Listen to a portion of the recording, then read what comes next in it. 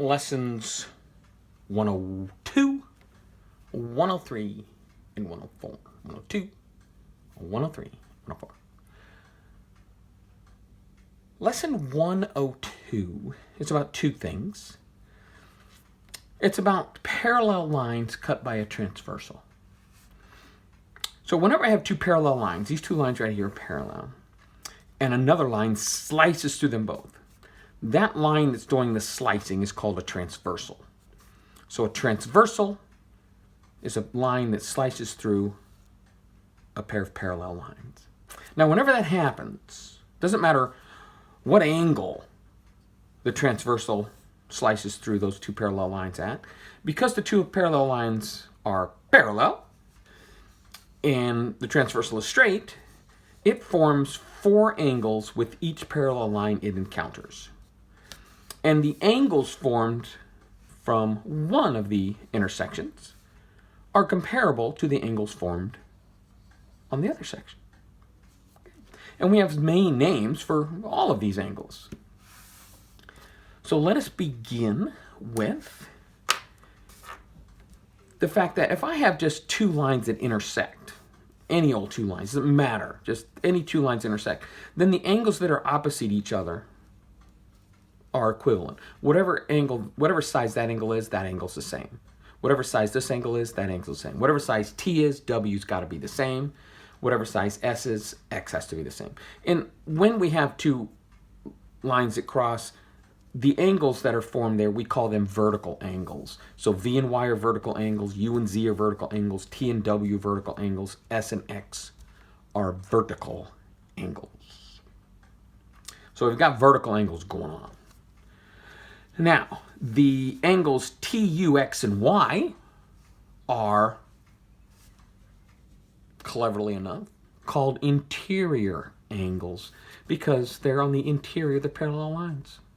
So you might guess, quite correctly, that S, V, W, and Z are known as exterior angles because they're on the exterior of the parallel lines. Interior angles and exterior angles. Now let's look at just the interior angles for a second. Because of the vertical angles I was talking about, V is congruent to W, U is congruent to Z, T is congruent to W, and S is congruent to X. Okay? Well, then it's also true that U is congruent to X. So angle U is congruent to angle X. And angle T is congruent to angle Y. So those two interior angles that are congruent are on opposite sides of the transversal. Those are known as alternate interior angles. So we can't claim that interior angles are congruent, but we can claim that alternate interior angles are congruent. So in this setup, two parallel lines of transversal, the alternate interior angles will always be congruent. So in this example, U is congruent to X, T is congruent to Y. That will always be the case. Now, if we look at the exterior angles, we have the same sort of thing going on. V is congruent to W, and S is congruent to Z. So again, not all the exterior angles are congruent, but the opposite ones are. So V is congruent to W, S is congruent to Z, and we call these alternate exterior angles. So alternate exterior angles are congruent. V, W, S, and Z. Now, these angles here that are on the same location as their corresponding angles over here. So you see S is on, of these four angles that are formed by this parallel line and these four angles formed by this parallel line, the location of S corresponds to the location of U. The location of T corresponds to V. The location of W corresponds to Y. And the location of X corresponds to Z. Those are called corresponding angles. Yes, you guessed it. So S and U are corresponding. T and V are corresponding. W and Y are corresponding. X and Z are corresponding. And those are congruent. So S is congruent to U, T is congruent to V, W is congruent to Y, X is congruent to Z. And you can take it further than that. W is congruent to Y, which means W is also congruent to V because W and V are congruent. Yeah. You can find all sorts of congruencies going on here. But those are our main terminologies. We've got vertical angles, we've got corresponding angles, we've got alternate interior angles, and alternate exterior angles. All right, let's see what the questions are then for this section. A says name 4 pairs of corresponding angles. All righty. Well, we know that S corresponds to U, so I'll say angle S and angle U. There we go. Let's see, what other corresponding angles do we have? Well, we have T and V. There's another correspondence. Angle T and angle V. Okie dokie. And W and Y, angle W and angle Y, and angle X and angle Z, angle X and angle Z. Okay, splendid. B, name 2 pairs of interior angles. Now, it's not asking for alternate interior angles, so it's not asking for any that are congruent specifically, like corresponding angles are congruent. It's just asking for any 2 pairs of all interior angles. We've got 4 interior angles. We just need to choose 2 pairs. I'm going to choose the pair of alternate interior angles, even though it doesn't ask for them. I can choose any interior angles I want. So I'm going to say angle T and angle Y. There's a pair of interior angles. And I could say angle U and angle W. Now, I could have said angle T and angle X, there's a pair. Angle U and angle Y, there's a pair. But T and Y and U and W have a stronger connection, don't they? Because they are the same size as one another. So there we go. Now, 2 pairs of alternate exterior angles. Now they're asking for the alternate exterior angles. These are the angles that are congruent. So the angles that are alternate on either side of the transversal and exterior outside the parallel lines are V and W.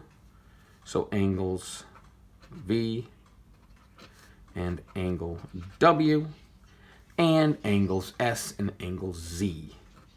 Angle S and angle Z. And there we go. Splendid.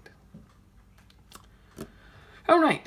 Now we've got a number here. If the measure of angle W is 80, so we're calling this 80 degrees.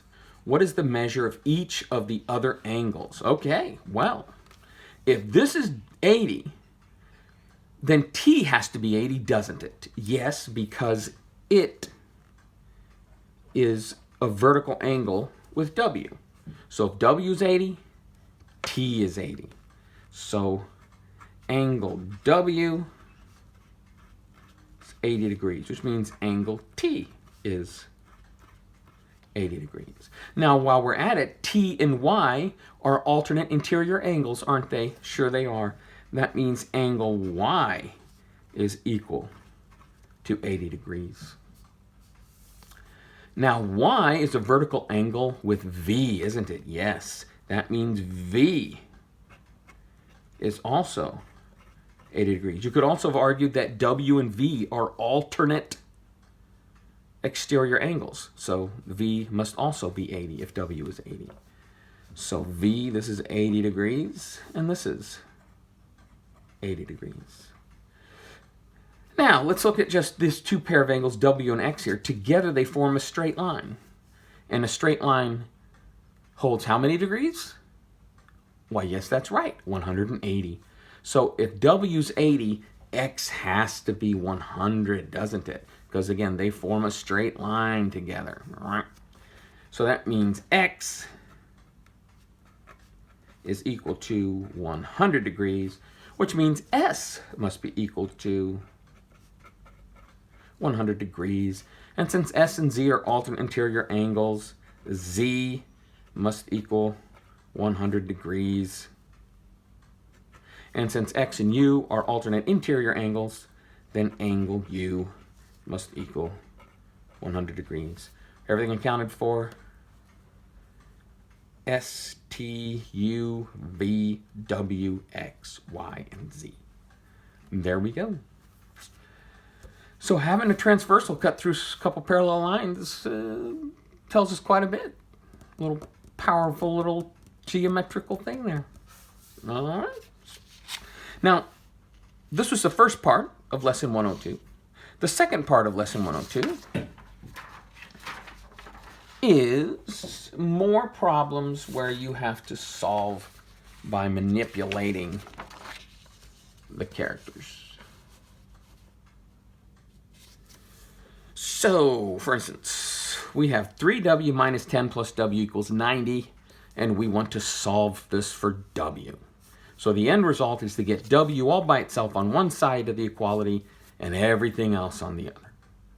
Now we're going to start by just trying to get everything with a w on one side and everything without a w over here. This is the essence of algebra, because algebra says that if you give me an equation, I can do absolutely anything I want to that equation as long as I do the same thing to both sides of the equality. So I could take the log base 4 of this side. As long as I did the log base 4 of this side, it would still be equal. I can do whatever I want as long as I do both sides. That way I maintain the equality. Well, since I'm trying to isolate the w's, that means I want to get the 10 over here.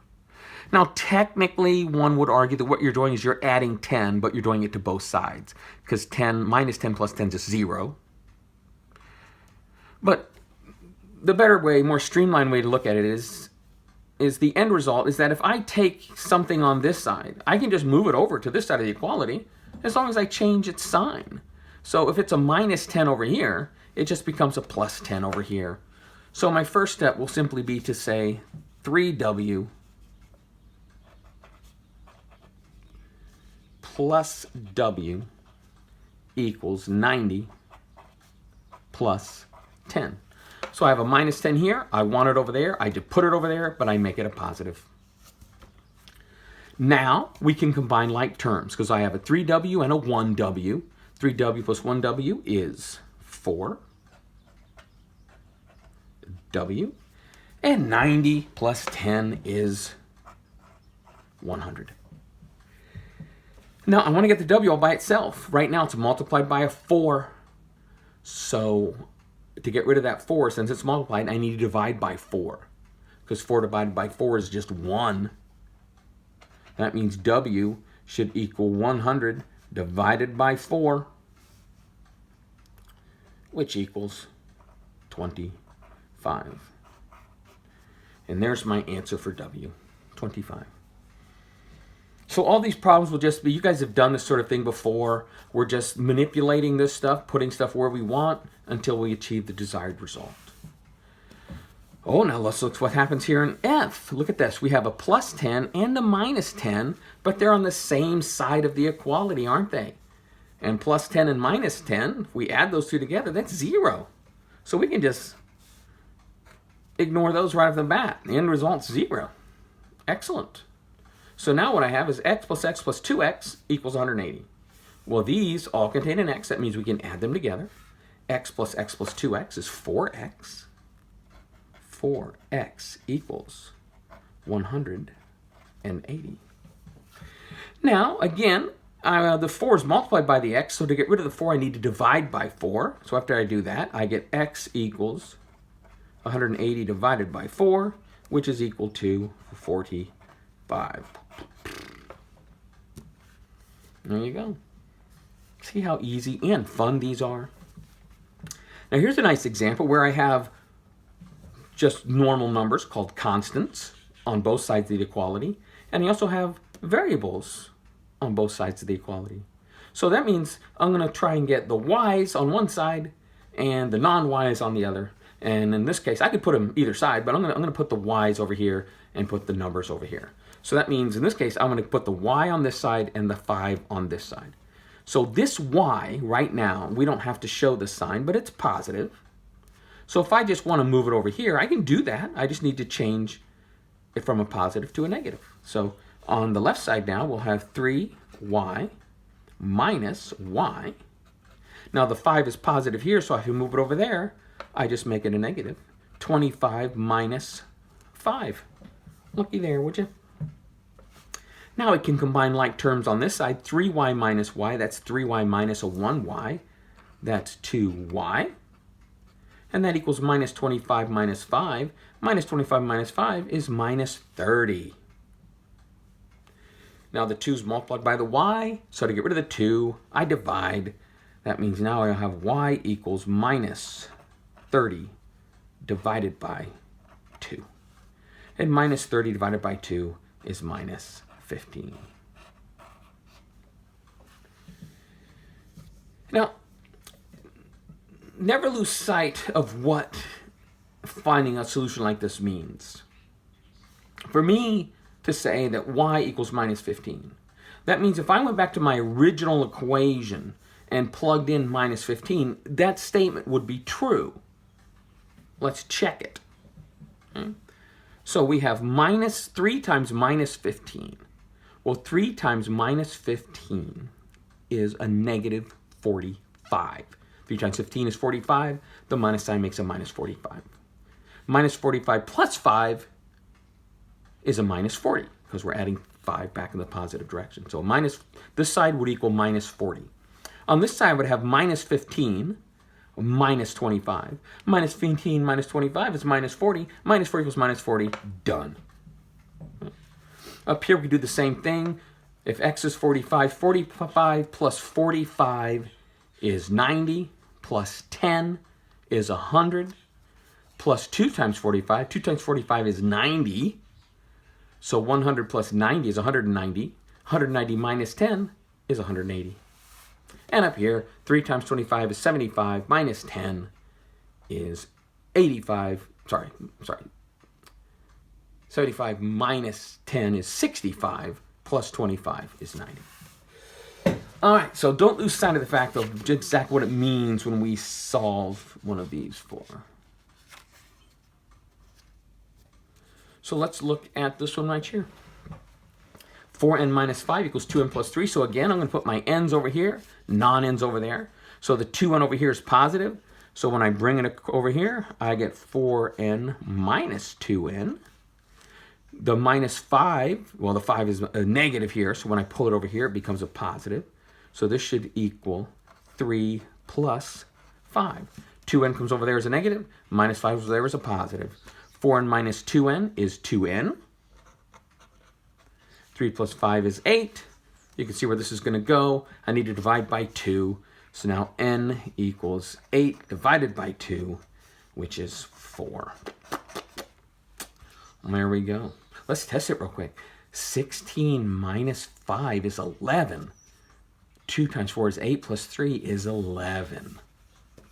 All right, let's do this one. Oh, this one here, we have some parentheses. Remember your order of operations. Please excuse my dear Aunt Sally. This tells us we have to do anything with parentheses first. So here we've got some parentheses, don't we? Yes, we do.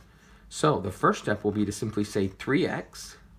Now I need to distribute that negative 2 throughout those parentheses. So negative 2 times x is minus 2x.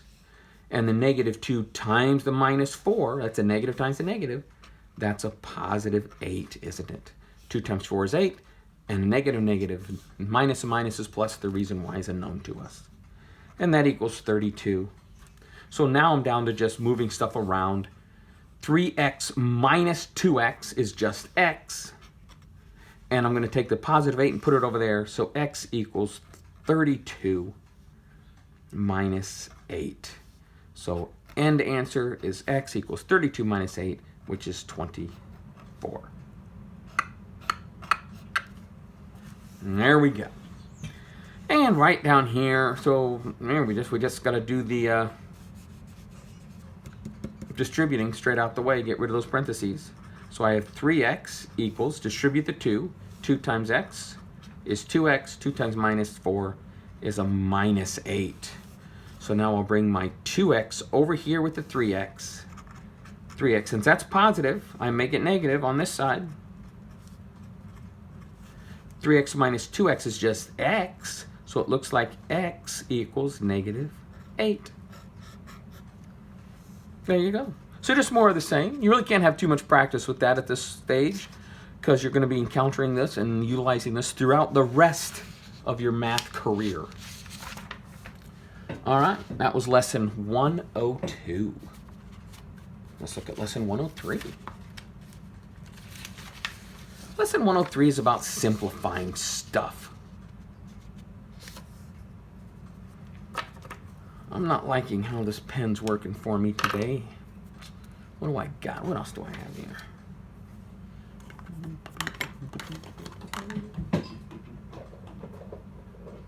Let's try this one. Again, I normally wouldn't use pen to do math, but it shows up better on video, so there we go. All right. So one part of lesson 103 is about when we have multiple negative signs. How do we deal with that? Well, remember that if I have two positive things, I'm multiplying together, positive 2 plus positive 4, that's positive 8. If I have two negative things, I'm multiplying together, minus 3 times a minus 4, that's a positive 12. Because minus and minus is plus, the reason why is unknown to us. Well, that's always going to be the case, that if I have two negative signs, the result's always going to be a positive number. So that means if I have 4 negative signs, the result's going to be a positive number. If I have 6 negative signs, the result's going to be a positive. You can see the pattern here. As long as I have an even number of negative signs, my end result, and when I multiply them, will have to be positive, because any two negatives make a positive. So as long as I have an even number of negative signs, my end result will be positive. Similarly, if I just take a positive number and a negative number, multiply them, that's always a negative. We just have one negative sign that makes the whole answer negative. Now, if I had 3 negative signs, well, then I would have 2 negatives, negative, negative, make a positive, but that third negative, again, makes everything negative. So if I have an odd number of negative signs when I'm multiplying, the end result has to be negative. So even number of negative signs gives me a positive number. Odd number of negative signs gives me a negative number. So let's look at this first example here. I have 5 times 4 times 3 times 2 times 1. Well, 5 times 4 is 20. Times 3 is 60. Times 2 is 120. 120 times 1 is 120. Okay. Now, what about the sign? Well, I have 1, 2, 3, 4, 5 negative signs in my multiplication.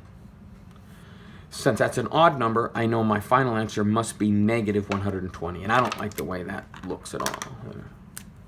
That's negative 120. All right. Splendid. Splendid. Let's look at this answer right here.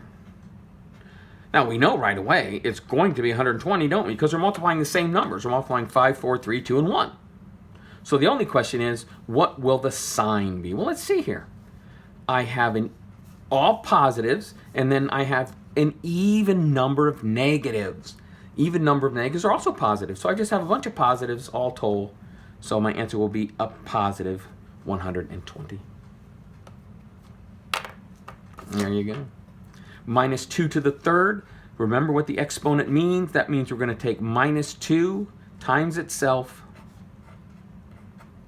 3 times. So minus 2 to the third is minus 2 times minus 2 times minus 2.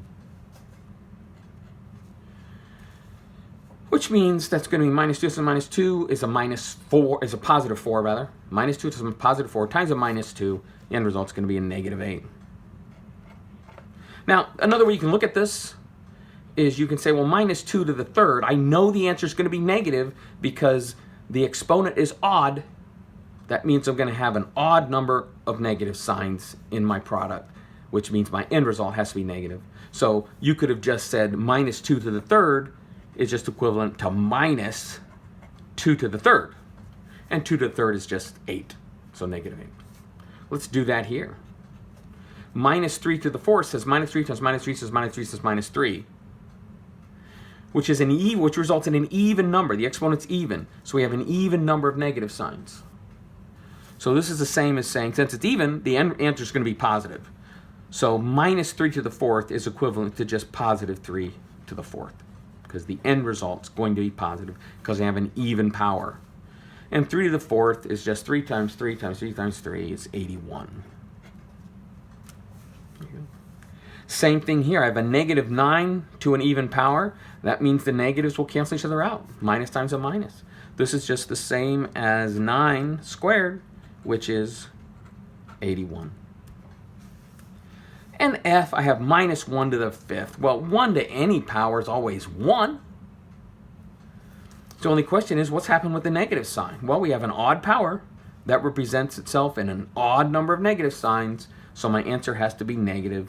Since 1 to the fifth is just 1, the negatives make it a negative 1. And there we go. Splendid. Now, for problems like G, H, and I,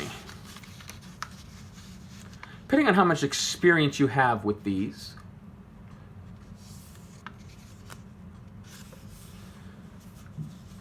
one way to avoid making any mistakes is to break everything down into its constituent parts multiplicatively. Once you get the hang of it, then you can start taking some shortcuts. But for starters here, we're going to do this by breaking everything down into its component parts. By that I mean, let's look at the 6. 6 is 2 times 3. And there we go. Splendid. A squared is A times A. Lovely.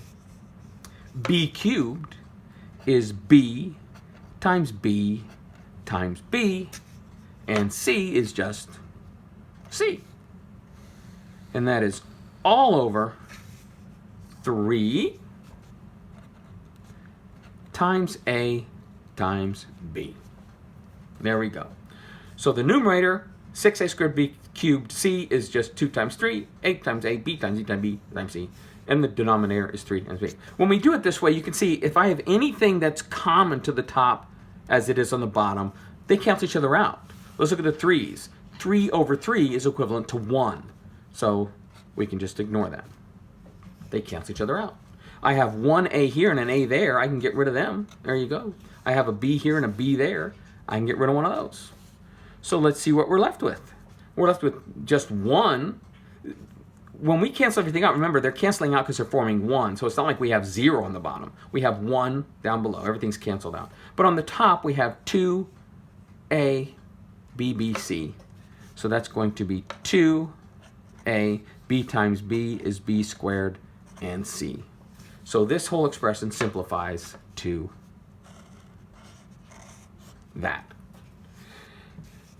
Now again, if you're new to this, and we've done this sort of thing before, maybe not quite so complex looking, but what we have learned before is that if I divide things that have exponents, like the A squared and the A, that division means we subtract exponents. And the exponent on the A down here is just 1, and the exponent on the B is just 1. We don't write the 1, but the exponent on the C up here is 1 for that matter too. So A to the 1 is just A, B to the 1 is just B, C1 is just C. So you could have done this problem this way. 6 divided by 3 is 2. A squared over A, we subtract the exponent. That's A to the 2 minus 1. 2 minus 1 is just 1. That's just A. B is B cubed. That's divided by B is B to the 3 minus 1. 3 minus 1 is 2. And C, there's nothing to do with it. He just comes along for the ride. All right, there we go. Now this one's going to be a little trickier because we're left with an X on the bottom. But that's okay. We can avoid any difficulties if we just write it out in their constituent parts. So let's look at 8. 8 is 2 times 2 times 2. X is just x. Y cubed is y times y times y.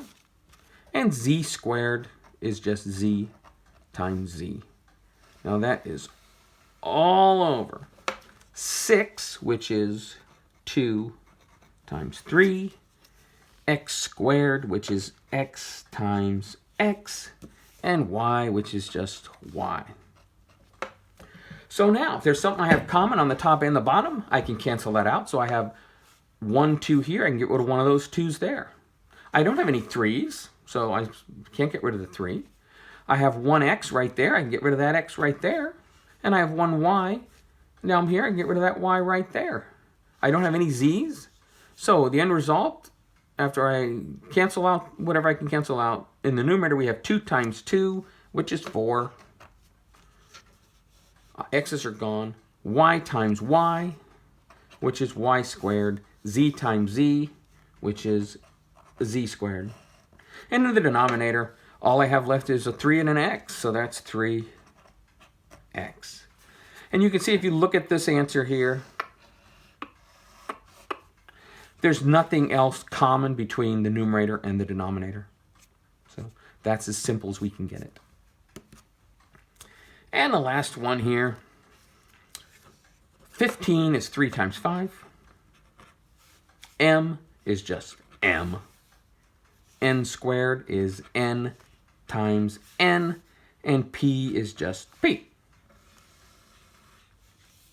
Down below here, 25. Well, 25 is 5 times 5.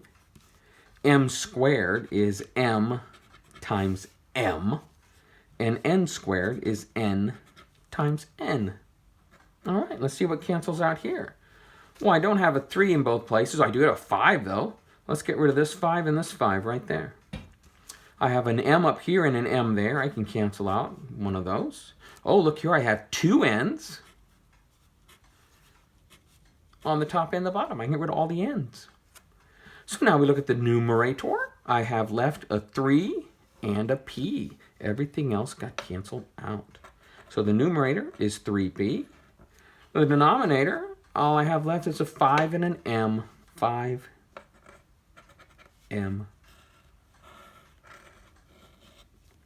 There you go. Simplifying. Ain't it grand?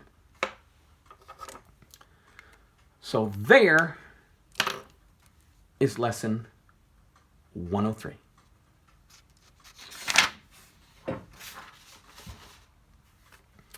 Lesson 104.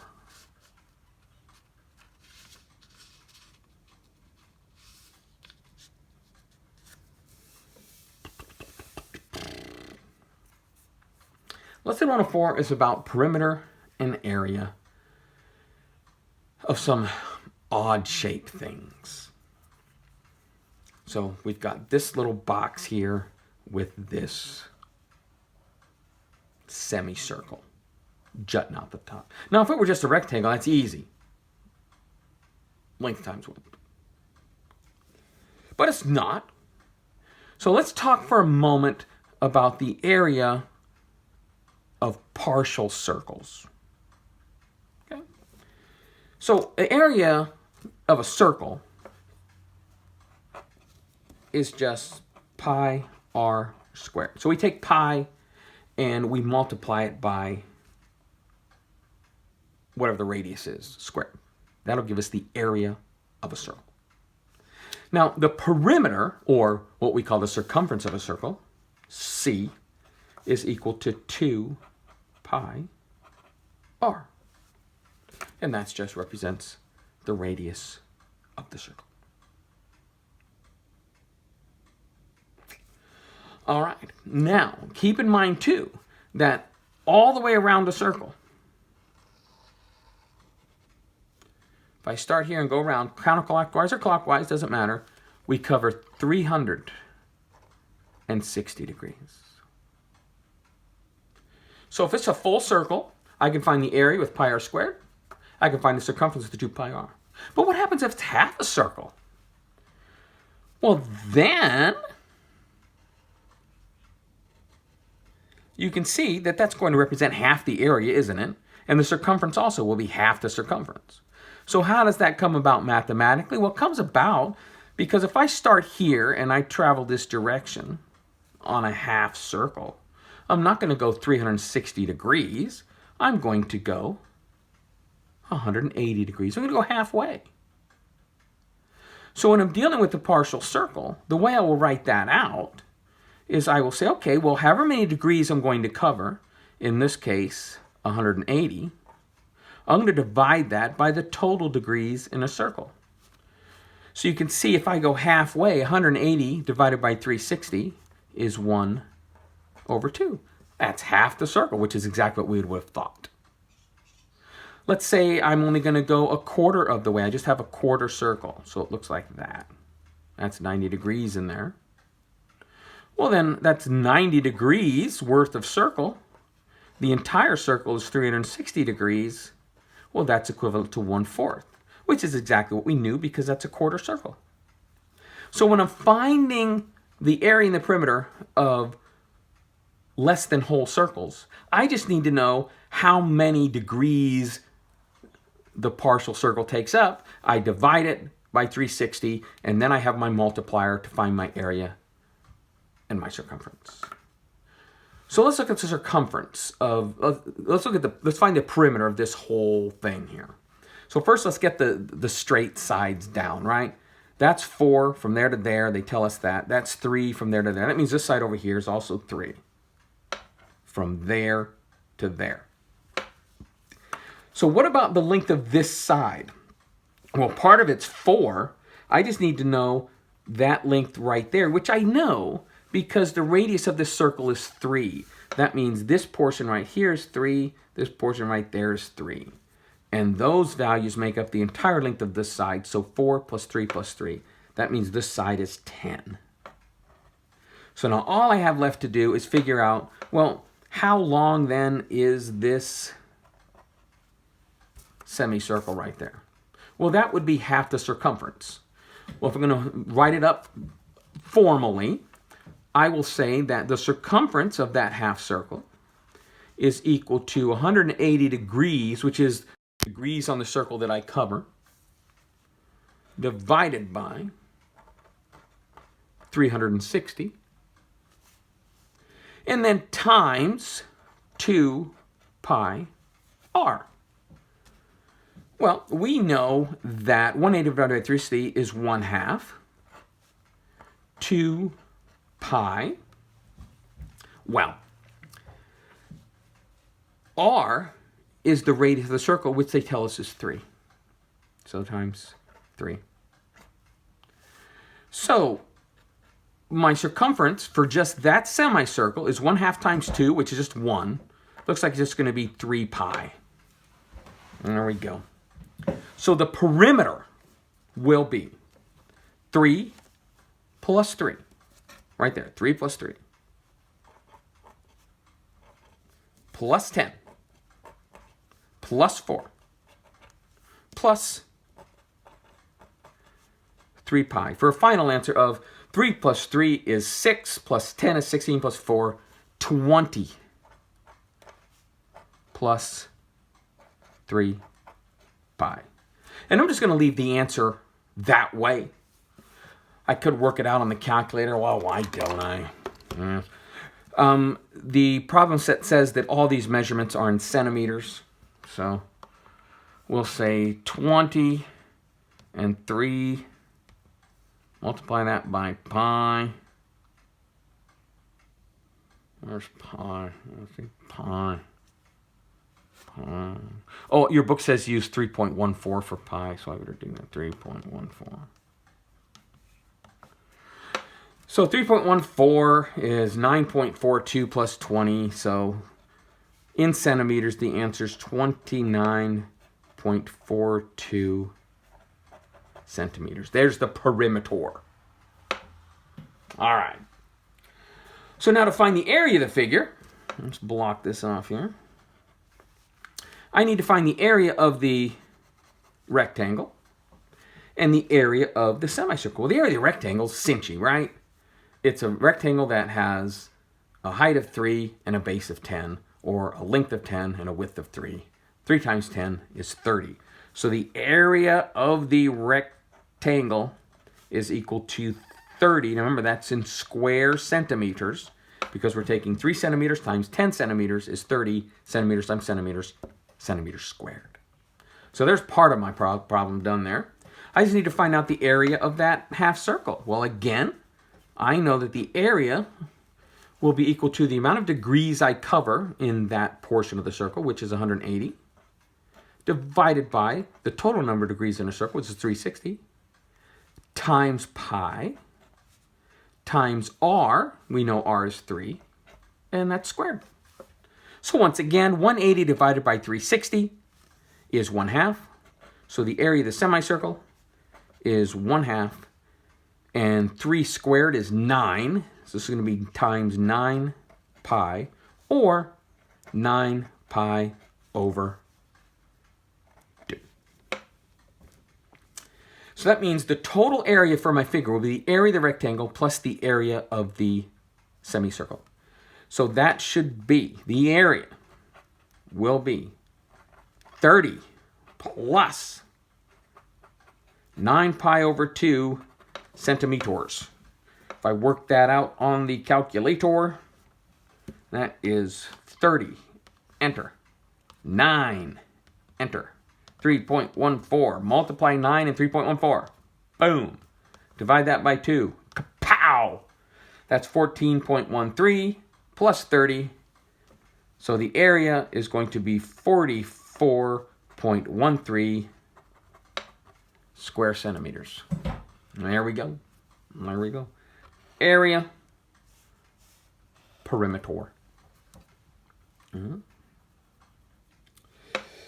So now that makes finding the area of a sector, pie shape of a circle is called a sector. This is just a sector.